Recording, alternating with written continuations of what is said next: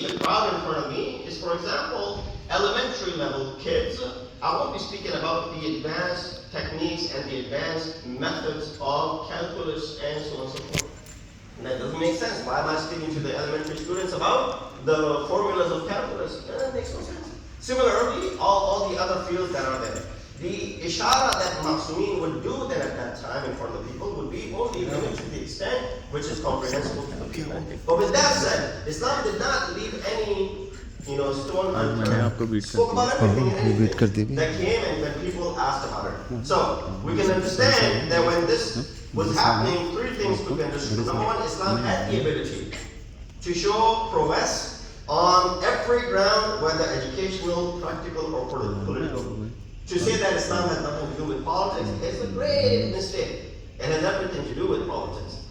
Sixth Imam is the one who's telling you, stay away from this politics. People took it, misunderstood it. The other Imam is saying politics is forbidden in Islam. Politics is something which we should not get involved in. Politics is something which is for the evil people. Imam said, no, that's not what it means. You misunderstood my words. He said, stay away from this sort of dirty politics. We don't want you to be taking part of the politics of the society at that moment. But as a whole, politics itself, siyasat itself, is not juda, is not away from the religion of Islam. Number two, rulers were off track and deviated from the path of Islam. So Imam's duty over here is to take advantage of that. They're already making blunders, they're making mistakes. Today you see in the political arena, what are the two candidates doing? Taking jab at each other. For small little mistakes, their own party that brings out that so-and-so said this, so-and-so said that, and they use those things as their advantage. Imam could have done the same thing. But Imam quietly used that opportunity to fulfill his agenda and to fulfill the agenda of Allah subhanahu wa ta'ala. And that is to advance the teachings of Islam so that people looking at that time that these are the khulafai ummah, these are the rulers of Banu Umayyah and Banu Abbas, they represent Islam. No, they don't represent Islam. Because the version of Islam that they are showing has nothing to do with the religion of Islam itself. And then that's where Imam brings about the teaching. Sixth Imam's role in that regard is phenomenal. It cannot be enumerated. It cannot be, solved or understood within one lecture or two. Third thing, I don't have time. Community still has the guts to speak against the rulers. That is also good. Silent community is considered to be a dead community. Right? And so Imam at that time had people who were still strong enough to speak out, regardless of what will happen to them. Because at that time you speak out against these tyrant rulers, you'll be thrown into prison. You'll be gone in minutes. But have those people have the ability, and you look at from the time of the third Imam as well, there always have been those sort of people who were ready to sacrifice themselves. Albeit there were only 72 with Sayyid al-Shuhada in Karbala, while the religion of Islam has spread from east to west, from Hijaz all the way to, from the east to Morocco and all the way to Persia.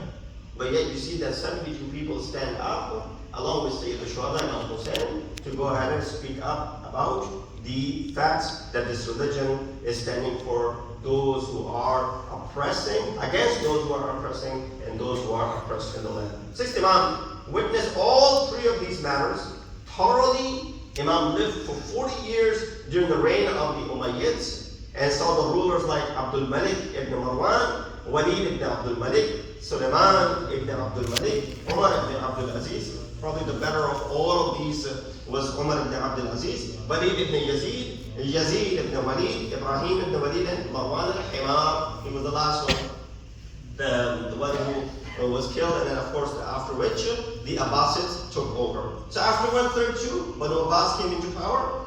Imam had to deal with people like Ahl-e-Bait, Ibn Safa, Mansur Dawanaki, to mention all of them.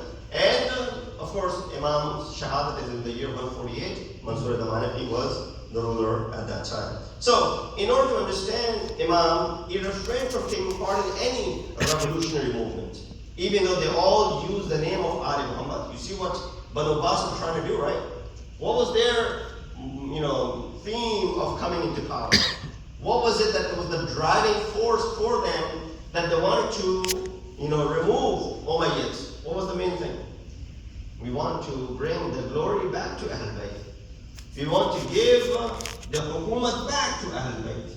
That was their shi'ar, that was their slogans. And of course, Imams knew the reality behind their slogans. People did not, so you can't really blame the people for joining them, and then later on realizing that it was all just but merely a reason to come into power. So Imam was under constant surveillance by the governments due to the intellectual and the familial attachment. Of course, he belongs to the family of Rasulullah, and the intellectual aspect that he's gathering and he's drawing a lot of people. The intellectuals of the society are going to the dars of Imam. And so that is something which is worrisome for the government, that they're seeing all these intellectuals are now attending the dars of Imam. He's influencing them, and each one of these individuals has influence over hundreds of people. Guess what? This is an army which is waiting to enact and stand in front of us. So his every move was under scrutiny and was difficult to do anything. Imam had been witnessing that Ummah was not honest in their claims and their level of understanding the fikr.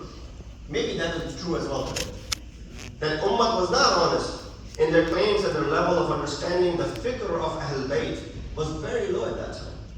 And even today, the fikr of Ahl-e-Bait is probably not understood, and at sometimes misunderstood. What was the fikr of Ahl-e-Bait? What was the message of Ahl-e-Bait? Sometimes we get into the tangents, and we lose focus, and we get into the things which are, superstitious, and we forget the core message.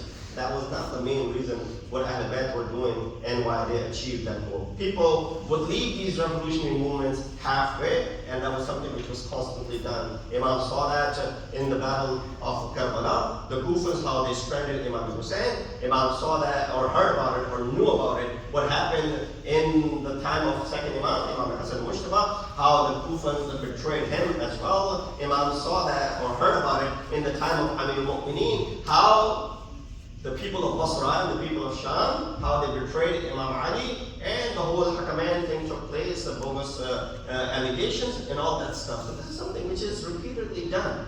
And so none of these movements that are standing about asking for Imam's help for revolution are not true. Because same thing will happen to him as well, and they will strand him in the middle of the way. So Imam did not take part in any revolutionary movements that came about. Many people came. You've heard about the famous story of the man who came from Khorasan. He came and he said, Imam, we have 100,000 people ready for revolution. You take a right, you stand up and we want your leadership. Imam said to him, there's a tanur over there, oven. It's with fire, go sit in it. And he got scared. He's like, Imam, here I'm willing to give my life, and you're telling me to go sit in this oven full of fire? Imam remained silent for a second. Harun al-Makki, one of the companions of Imam, came. Imam said, oh Harun, go inside that oven. Harun, without asking a question, why, Imam, what have I done? Goes, lifts the lid, goes inside the oven, and closes the lid. Now this man from Khorasan, who claimed to be the Shia of Imam and the follower of Imam and ready to sacrifice and bring 100,000 men, and he's worried about what's going on with Harun al-Makki. By now, Harun al-Makki is probably roasted. And then Imam orders Harun al-Makki to come out. Harun al-Makki comes out. Imam said to this man from Khorasan, how many Harun al-Makki do you have with you in Khorasan? He said, not a one person, not a single person. Not a single person who will be that mudir. Not a single person who will be that obedient to you, to your commands. Imam said that until you have a few people like that, I'm not going to be able to stand up with you. I'm not going to be able to rise. You something about So it was lacking law, it was lacking rule, it was lacking akhlaq or madhab in front of these tyrants, and they would do things only for their own interests. There were three main inqilabat. I don't have time to get into those inqilabat. I'll just hint towards them and I'll conclude. Number one was the inqilab of Zayd ibn Ali in the year 121. Of course, Zayd is uncle of our sixth Imam.